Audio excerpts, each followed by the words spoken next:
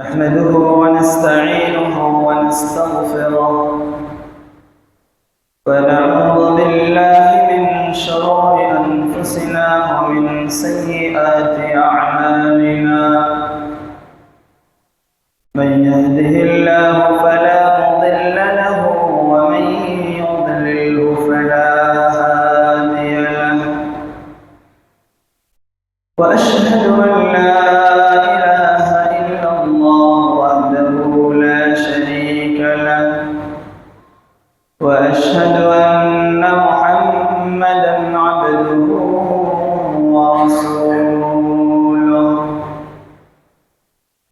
أما بعد فإن خير الحديث كتاب الله،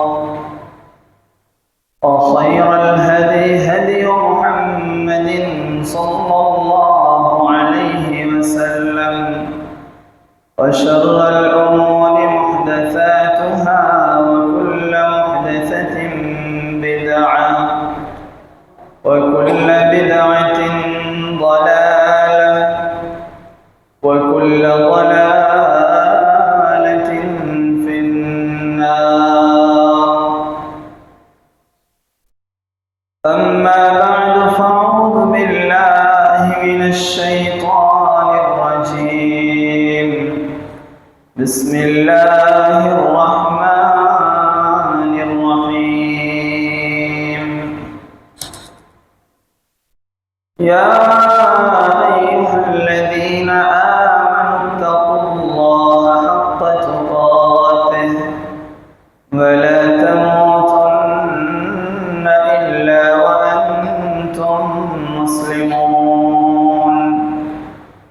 يا أيها الناس اتقوا ربكم الذي خلقكم من نفس واحدة وخلق منها زوجها وبث منهما رجالا كثيرا ونساء. واتقوا الله الذي تساءلون به والأرحام، إن الله كان عليكم رقيبا. يا أيها الذين آمنوا اتقوا الله وقولوا قولا سديدا يصلح لكم أعمالكم ويغفر لكم ذنوبكم، ومن يطع الله ورسوله فقد فاز فوزا عظيما. أما بعد فأعوذ بالله من الشيطان الرجيم. بسم الله الرحمن الرحيم. طاف والقرآن المجيد بل عجبوا أن جاءهم منذر منهم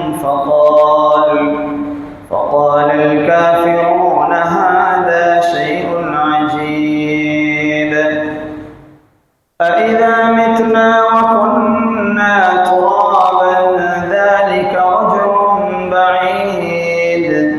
قد علمنا ما تنقص الأرض منهم وعندنا كتاب حفيظ.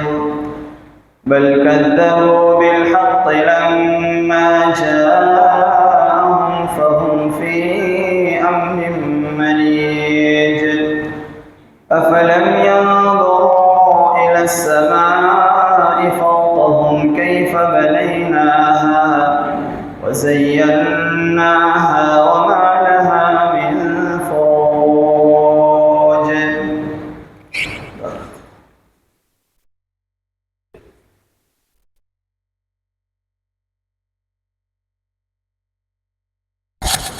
إن الحمد لله وحده والصلاة والسلام على من لا نبي بعده.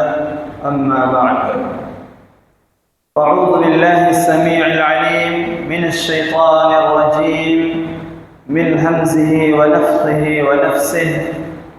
بسم الله الرحمن الرحيم. ولتكن منكم أمة يدعون إلى الخير ويأمرون بالمعروف وينهون عن المنكر وأولئك هم المفلحون. وقال الله تعالى في مقام آخر: أعوذ بالله من الشيطان الرجيم كنتم خير أمة أخرجت للناس تأمرون بالمعروف وتنهون عن المنكر وتؤمنون بالله. وقال الله تعالى في موضع آخر: أعوذ بالله من الشيطان الرجيم يا بني أقم الصلاة وأمر بالمعروف وانه عن المنكر واصبر على ما أصابك إن ذلك من عزم الأمور. وعن أبي سعيد الخدري رضي الله تعالى عنه قال: سمعت رسول الله صلى الله عليه وسلم يقول: من رأى منكم منكرا فليغيره بيده فإن لم يستطع فبلسانه فإن لم يستطع فبقلبه وذلك أضعف الإيمان. رواه مسلم بسند صحيح. শ্রদ্ধেয় আজকের জুমার সমবেত মুসল্লিবৃন্দ, যাবতীয় প্রশংসা সেই মহান ওয়াহদাহু লা শারীকের নিমিত্তে, যার অসীম কৃপায়, যার অফুরন্ত রহমতের ফলে আমরা দুনিয়ার মধ্যে সর্বোৎকৃষ্ট জায়গায় আসতে পেরেছি। যে মহান মুনিবের দয়ায় আমরা মসজিদে আসতে পেরেছি, তারই সমস্ত শুকরিয়া। তার শুকরিয়া করে শেষ করতে পারি না, সেজন্য আমরা সকলেই বলি আলহামদুলিল্লাহ। তার শুকরিয়ার পরে পরে সেই ব্যক্তিত্বের উপরে আল্লাহ অফুরন্ত রহমত বা করুণা বর্ষিত হোক, যিনি ছিলেন আল আমিন রাহমাতুল লিল আলামিন, খাতামুন নবিয়্যিন, নবিকুল শিরোমণি হযরত মুহাম্মদ মুস্তাফা আহমদ মুস্তাফা সকলে বলি সাল্লাল্লাহু আলাইহি ওয়াসাল্লাম, যিনি এই ইসলামকে অক্লান্ত পরিশ্রম করে আমাদের মধ্য পর্যন্ত ছেড়ে গেছেন। তার অনেক দুঃখ কষ্টকে তিনি বরদাস্ত করে আমাদের পর্যন্ত ইসলামকে পৌঁছে গেছেন। সেজন্য আমরা আবারও বলি আল্লাহুম্মা আমিন, আল্লাহুম্মা সাল্লি আলাইহি, আল্লাহুম্মা বারিক আলাইহি। আল্লাহ শুকরিয়া, নবী করিম সাল্লাল্লাহু আলাইহি সাল্লামের পর দরুদের পরে আমি আসছি আজকের আলোচ্য বিষয়ের দিকে। আপনারা সকলেই অবগত আছেন যে আজকে জুমার দিন, সাপ্তাহিক ঈদের দিন, সঈদুল আইয়ামের দিন, 7 দিনের সর্দারের দিন। আজকের দিনে আপনাদের সম্মুখে অত্যন্ত মূল্যবান দিনে অত্যন্ত মূল্যবান বিষয় আলোকপাত করতে চলেছি।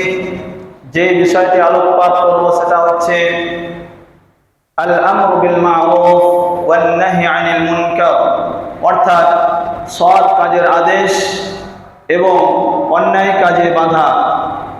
সৎ কাজের আদেশ এবং অসৎ কাজের নিষেধ, এই বিষয়টিকে সম্মত রেখে পবিত্র কোরআন এবং সহিহ সুন্নাহকে যেগুলো পেশ করেছি সেগুলোকে সম্মত রেখে ইনশাআল্লাহ সংক্ষিপ্ত আলোচনা করার চেষ্টা করব ইনশাআল্লাহ। মা তাওফীকি ইল্লা বিল্লাহ, আলাইহি তাওয়াক্কালতু ওয়া ইলাইহি উনীব। রাব্বি ইশরাহ লি সাদরি ওয়া ইয়াসসির লি আমরি ওয়াহলুল উকদাতাম মিন লিসানি ইয়াফকাহু কওলি। সম্মানিত উপস্থিতি, দেখুন, এই পৃথিবী পাপের ধরাধাম। এই পৃথিবী পাপের ধরাধাম। পাপের বন্যায় মানুষেরা হাবুডুবু খাচ্ছে। সৎ কাজ করে, সৎ কর্ম করে এমন মানুষ যদি আপনি চোখ ফেরান, পৃথিবীর দিকে তাকান, তাহলে আপনি দেখবেন অতি নগণ্য, অতি স্বল্প যারা সৎ কাজ করে। পক্ষান্তরে যদি আপনি অসৎ কাজ করে, অন্যায় কাজ করে, কুকর্ম করে, দৃষ্টিপাত করেন, পৃথিবীর দিকে যদি আপনি তাকান, তাহলে দেখতে পাবেন অন্যায় কাজের লোক অনেক অনেক অনেক বেশি, যেটা গুণে শেষ করতে পারবেন না যারা অন্যায় কাজের সঙ্গে জড়িত। সেজন্য ভালো ভালো মানুষের মতো হতে এমন একটি দল, এমন একটি জামায়াত থাকা দরকার, যারা মানুষদেরকে সৎ কাজের আদেশ করবে এবং অন্যায় কাজে বাধা প্রদান করবে। এই সম্পর্কে মহান আল্লাহ রাব্বুল আলামিন সূরা আলে ইমরান সূরা নম্বর 3 আয়াত নম্বর 104 এর মধ্যে বলেন, ওয়ালতাকুম মিনকুম উম্মাতুন ইয়াদউনা ইলাল খায়র ওয়া ইয়া'মুরুনা বিল মা'রুফ ওয়া ইয়ানহাউনা 'আনিল মুনকার। অর্থাৎ তোমাদের মধ্য থেকে এমন একটি দল থাকা দরকার, এমন একটি জাতি থাকা দরকার, এমন একটি সোসাইটি থাকা দরকার, উম্মাতুন ইয়াদউনা ইলাল খায়র, যারা মানুষদেরকে কল্যাণের দিকে আহ্বান করবে, যারা মানুষদেরকে সৎ কাজের দিকে আদেশ করবে। ইয়াদউনা ইলাল খায়র ওয়া ইয়া'মুরুনা বিল মা'রুফ ওয়া ইয়ানহাউনা 'আনিল মুনকার, যারা মানুষদেরকে সৎ কাজের আদেশ দেবে, ওয়া ইয়ানহাউনা 'আনিল মুনকার, অন্যায় কাজে বাধা প্রদান করবে। অন্যায় কাজ যখন তারা দেখবে তাদের সম্মুখে হচ্ছে, তখন তারা বাধা প্রয়োগ করবে। ওয়া তু'মিনুনা বিল্লাহ, এবং তারা আল্লাহর প্রতি আস্থা রাখবে, আল্লাহর উপর বিশ্বাস স্থাপন করবে, আল্লাহর উপরই তারা তাওয়াক্কুল রাখবে। এখান থেকে আমরা বুঝতে পারছি যে আল্লাহ রাব্বুল আলামিন বলছেন যে আমাদের মধ্য থেকে একটা দল এমন থাকতে হবে যারা মানুষদেরকে সৎ কাজের আদেশ করবে এবং অন্যায় কাজ যখন হবে তখন তারা বাধা প্রদান করবে আর আল্লাহর উপরই তারা আস্থা রাখবে। অনুরূপভাবে মহান আল্লাহ রাব্বুল আলামিন একই সূরায় 115 নম্বর আয়াতের মধ্যে বলেন, কুনতুম খায়রা উম্মাতিন উখরিজাত লিন-নাস তা'মুরুনা বিল মা'রুফ ওয়া তানহাউনা 'আনিল মুনকার।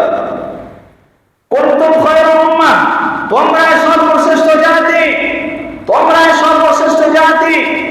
কুনতুম খায়রা উম্মাহ উখরিজাত লিন-নাস, তোমাদেরকে মানুষের কল্যাণের জন্য বের করা হয়েছে। তোমাদের কাজ কি হবে? তা'মুরুনা বিল মা'রুফ, তোমরা সৎ কাজের আদেশ করবে, ওয়া তানহাউনা 'আনিল মুনকার, এবং অন্যায় কাজে বাধা প্রদান করবে।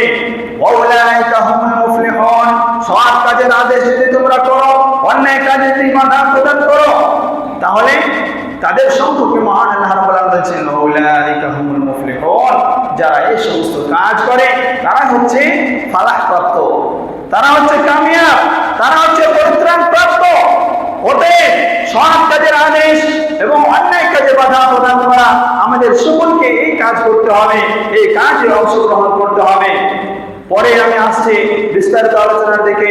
মহান আল্লাহ রাব্বুল আলামিন মানুষদেরকে ডাকতে বলেছেন, সৎ কাজের আদেশ দিতে বলেছেন, কিভাবে সেটা বলেছেন। যদি আমরা সূরা নাহল 125 নম্বর আয়াত তেলাওয়াত করে আমরা বুঝতে পারবো।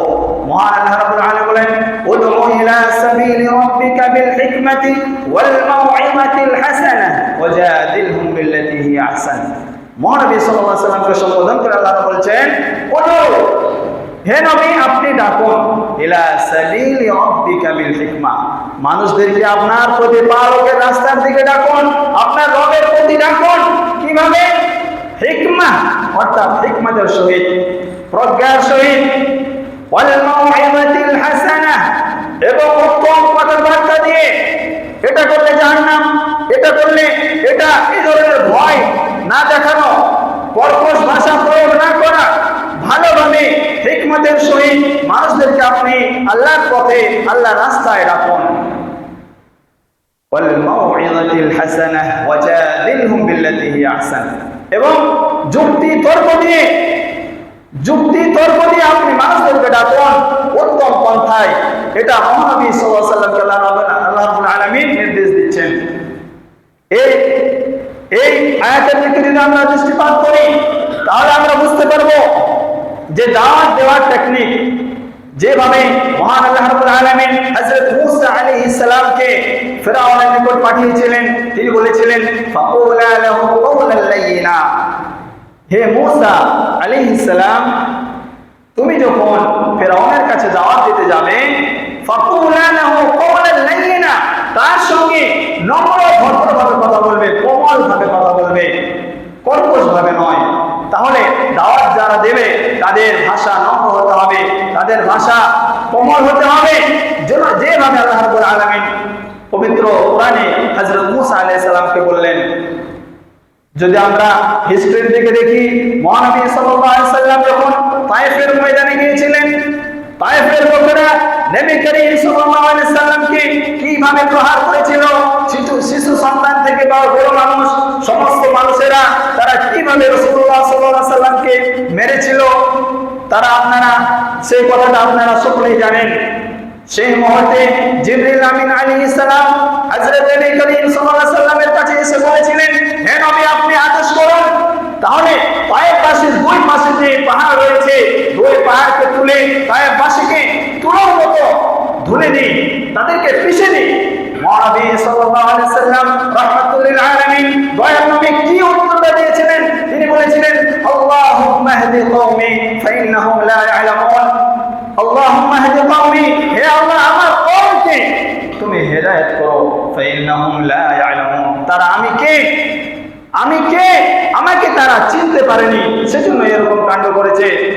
এখান থেকে আমার বলার বিষয় যে দাওয়াত দিতে হবে, দাওয়াত দিতে গিয়ে অনেক রকমের যন্ত্রণা আসতে পারে, অনেক রকমের কষ্ট আসতে পারে। সেই কষ্টে আমাদেরকে অবিচল থাকতে হবে, যেভাবে মহান নবী সাল্লাল্লাহু আলাইহি সাল্লাম অবিচল ছিলেন। নবী করিম সাল্লাল্লাহু আলাইহি সাল্লাম যখন কাফের বেঈমানদের সঙ্গে কথা বলতেন, ইহুদি নাসারা খ্রিস্টানদের সঙ্গে যখন তর্কে যেতেন, তখন তিনি অনেক কথা বলতেন না, যেটা তর্ক ইসলামে জায়েজ আছে সেরকম তর্ক করতেন, যুক্তি খাটাতেন। কিন্তু তারা যখন না মানত তখন তিনি বলতেন, কুল হাতু বুরহানাকুম, যদি তোমাদের কাছে কোনো দলিল থাকে, তোমাদের কাছে যদি কোনো প্রমাণ থাকে, তাহলে আমার সম্মুখে পেশ করো। এই কথা নবী করিম সাল্লাল্লাহু আলাইহি সাল্লাম বলতেন। সম্মানিত উপস্থিতি, তাহলে দাওয়াত দিতে হবে আমাদেরকে নম্রভাবে, ভদ্রভাবে, এবং দাওয়াত দিতে গিয়ে যত রকমের জ্বালা যন্ত্রণা আসবে সেটাকে মাথা পেতে আমাদেরকে মেনে নিতে হবে। হযরত লুকমান হাকিম তিনি তার সন্তানকে উপদেশ দিতে গিয়ে কি বলছেন? ইয়া বুনাইয়া আকিমিস সালাহ, হে বৎস তুমি সালাত সম্পাদন করবে।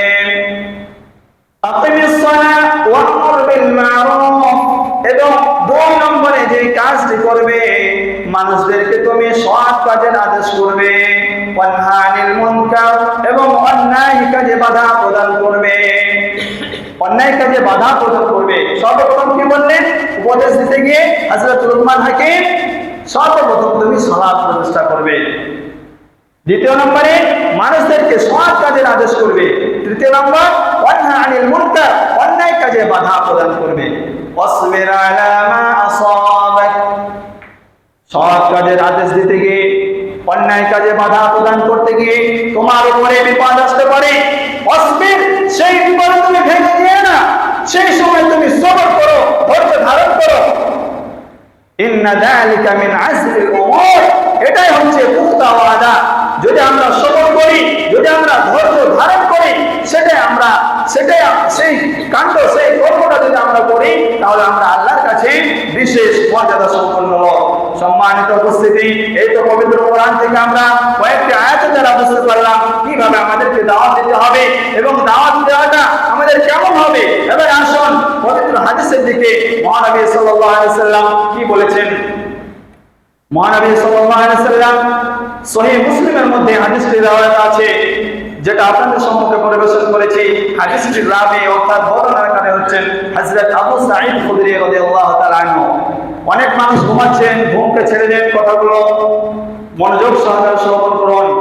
হযরত আবু সাঈদ খুদরি রাদিয়াল্লাহু তাআলা আনহু একজন বিশিষ্ট সাহাবী, তিনি বলছেন, নবী করিম সাল্লাল্লাহু আলাইহি সাল্লাম সামিআতু ইয়াকুল, রাসূলুল্লাহ সাল্লাল্লাহু আলাইহি সাল্লাম আমাদেরকে একথা বললেন, মান রাআ মিনকুম মুনকারান ফালইয়ুগাইয়িরহু বিয়াদিহি, যে কোনো ব্যক্তি যে কোনো সময়ে তার সম্মুখে যদি কোনো অন্যায় কাজ করে, সে ব্যক্তি যদি সেই কাজটি দেখে, ফালইয়ুগাইয়িরহু বিয়াদিহি, তার উচিত হবে সে যেন তার হাত দ্বারা কাজটিকে প্রতিহত করে, বল প্রয়োগ করে, ক্ষমতা দিয়ে সেই কাজটিকে বাধা প্রদান করে। এটা ইমানের প্রথম স্টেপ। যদি আপনার ক্ষমতা থাকে তাহলে অন্যায় কাজ দেখে আপনি বল প্রয়োগ করে ক্ষমতা দেখিয়ে সেই কাজটিকে বন্ধ করুন। ফাইল্লাম ইয়াস্তাতি ফাবিলিসানি, যদি আপনার ক্ষমতা দেখিয়ে বল প্রয়োগ করার মতো ক্ষমতা না থাকে, ফাইল্লাম ইয়াস্তাতি ফাবিলিসানি, তাহলে আপনি জবান দ্বারা মুখের দ্বারাই কাজটিকে অন্যায়টিকে প্রতিহত করুন। অন্যায় কাজ হচ্ছে সেই কাজটিকে প্রতিহত করুন। আপনার সম্মুখে হেডফোন লাগিয়ে মোবাইলে গান শুনছে, আপনি কিছুই বলেন না, কিছু বলেন না, আপনি মনে করেন সে শুনছে, সে তার খবরে সে যাবে।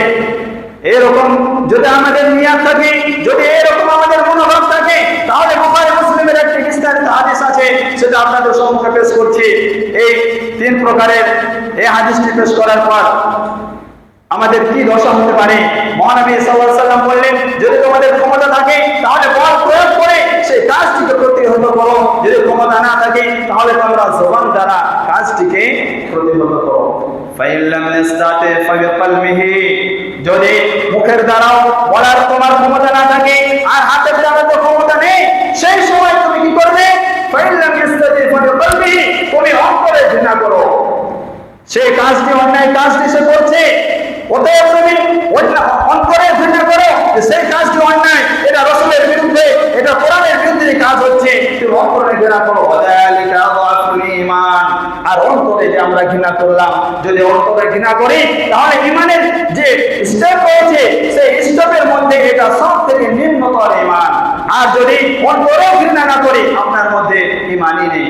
তার যে দশা হবে, মানে অন্যায় কাজ করে আপনি নামাজ পড়েও সেই একই দশা হবে। বুখারী মুসলিমের হাদিসটি আপনাদের সম্মুখে পেশ করছি যে মহানবী সাল্লাল্লাহু আলাইহি সাল্লাম একটি দৃষ্টান্ত দিলেন। সহিহ বুখারী হাদিসে এসেছে, কিছু সংখ্যক মানুষ জাহাজে তারা ভ্রমণ করবে, সেই সময় লটারির দ্বারায় সিট মানে নিয়ে আসা হলো, সিট দেওয়া হলো, কিছু মানুষ নিচে এবং কিছু মানুষ উপরে বসলো। লটারি কাটাটা অন্যায়, সেটা কাবিরা গুনাহ, কিন্তু যে লটারিতে হার জিত নেই টাকা পয়সা, সেই লটারি জায়েজ, সেজন্য এখানে লটারির কথা বলা হয়েছে। সম্মানিত উপস্থিতি, কিছু মানুষ নিচে বসলো, কিছু মানুষ উপরে বসলো, কিন্তু পানির ব্যবস্থাটা উপরে রয়েছে।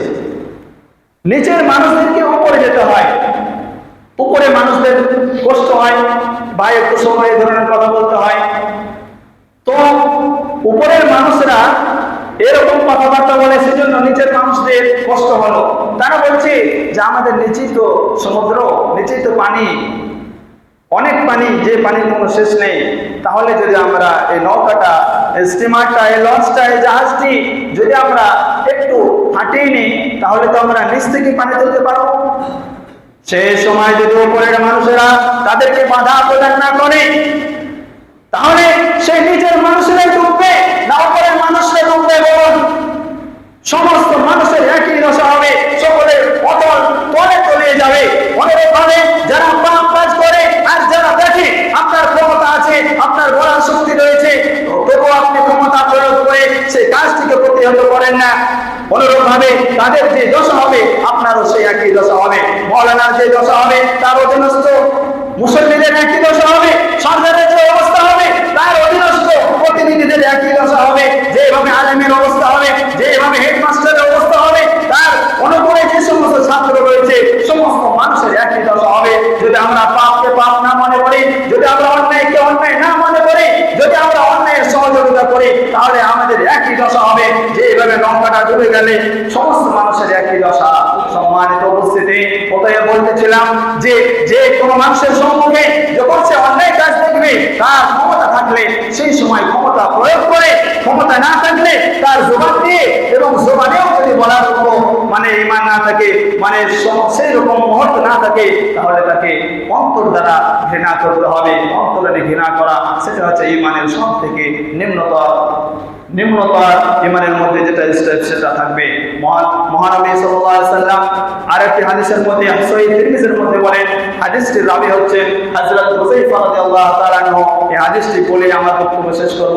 হযরত হুযায়ফা রাদিয়াল্লাহু তাআলা আনহু বলছেন যে লাতা'মুরুন্না বিল মা'রুফ ওয়াল্লাযী নাফসি বিয়াদিহি, সেই সত্তার কসম যার হাতে আমার প্রাণ রয়েছে, লাতা'মুরুন্না বিল মা'রুফ, অবশ্যই তোমরা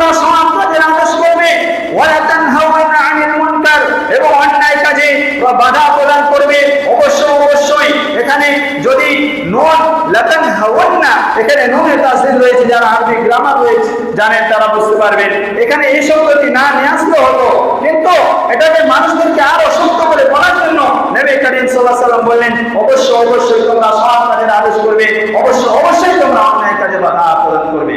যদি সৎ কাজের আদেশ অন্যায় কাজে বাধা প্রদান না করো, তাহলে তোমাদের পরিণতি কি হবে? আউলা ইউশিকুল্লাহ আযাবান মিন আবাসা আলাইকুম আযাবান মিন ক্বাবলি সুম্মা তাদউনাহু ফালা ইসতাজাবু লাকুম।